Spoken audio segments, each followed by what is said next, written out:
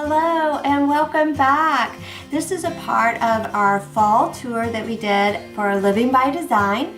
My name is Pam and I'm so glad that you've joined us for this video today. This is another video about some of the things that we did with our old shirts. You can pull shirts out of your closet, you can pick them up at the thrift store, but we're recycling the fabric from old shirts. And this one we're going to talk about the little banner that I had in my entryway.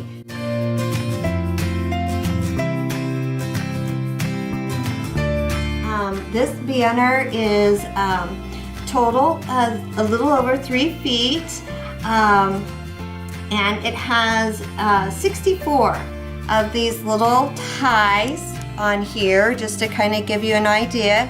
And all of that came from just the 3 shirts that I used, as well as our pumpkins. You can see that video out there in the fall tour. Also the place setting, the napkins I made, and the little silverware holders. All still same 3 shirts. So what I did first is I measured where I wanted it, so I knew how long it needed to be. And my little door that I had there in the front, I just needed 3 feet. And I just took some jute and pulled it out and did 3 feet of it. And I left room on the ends so that I have like these little loops so that I could hang it as well. I cut out all of my strips. One thing that's great about these already having a pattern and this plaid on there, that helps me not have to worry about cutting them so straight.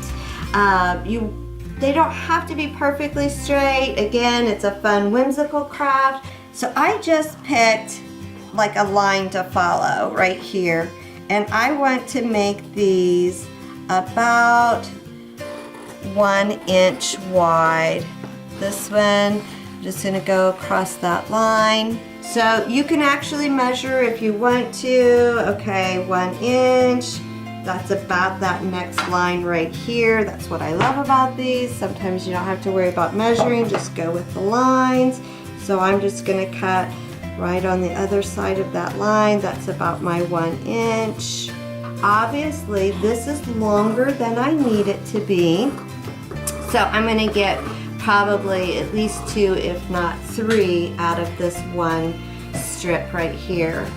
So now I'm just going to cut that off right there at the seam. I'm just going to see how that's an angle. I'm just going to cut that at an angle. Bring my other one over, cut at an angle. We just got a little piece left there. Go ahead and angle this piece here. And then once I've done all of my strips, then I would pull out my jute. And then I would just pick out the pattern I want. This one I just did a different one. Every single one was just a different one. You can see that there. And so what I did is I fold it like this. You can see that there. I put it underneath like this. And then I just pull these ends through. That helps it lay straight down, so it's not going every which way. It's almost like a tie. You can see it just makes a little knot right there. And I just continued that with my pattern. Each one I would just put it here, kind of make sure I've got them the same, pull those through like this, and hold it tight. And then I can always move these. I can make that knot smaller if I pull it tighter. And again, if you've measured or kind of eyeballed like I do, you're gonna have a little variance here. Again, whimsical, fun, doesn't have to be perfect, but if you wanted them perfect, you could go ahead and cut them all straight and perfect. This is kind of your end result when you're done. And like I said, I just hung it up on my door, matched all my colors, matched my pumpkins, matched my table setting with just those 3 shirts. I also had strips left over. I used some of those strips on little bottles where I put some little fall flowers in. I used the strips as well on my banner for the fireplace with the burlap little flags and just wrote fall. And I still have strips left over. So I could have definitely made a longer banner. If you need more length, you can definitely get that out of the 3 shirts.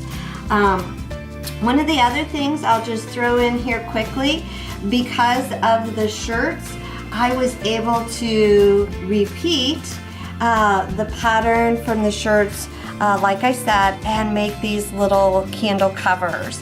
This is basically just the cuff of the shirt, and just an inexpensive candle. The orange matched my colors. I buttoned it on one side, buttoned it on the back side, and wrapped my jute around it several times and just tied it. And this will come off, like if I didn't want that on there, it's not glued, but it's secure. I can just take it right off. So that was just kind of a fun little trick. It had a little excess here in the back. You can see I just folded that the way I had the candle sitting. You didn't even see that that was there. So I just tucked it, folded it, and wrapped it around. If this bothers you and the candle's going to be seen from all sides, you can always cut it to fit. Use double-sided tape. Put that tape on there, wrap it, and that will hold it there for you. So that was just another piece that I got from the shirts. I hope you enjoyed all that. I hope you have fun making your own banners. Remember, this is seasonal. You can do this again at Christmas time. You can do it even for a bedroom if you want something to hang on your wall. Anything where you just like the fun, whimsical little banner. This is a great trick. I hope you enjoy making one. Please post and let us know. We love to hear from you and what you're doing and what you're crafting on for the fall season.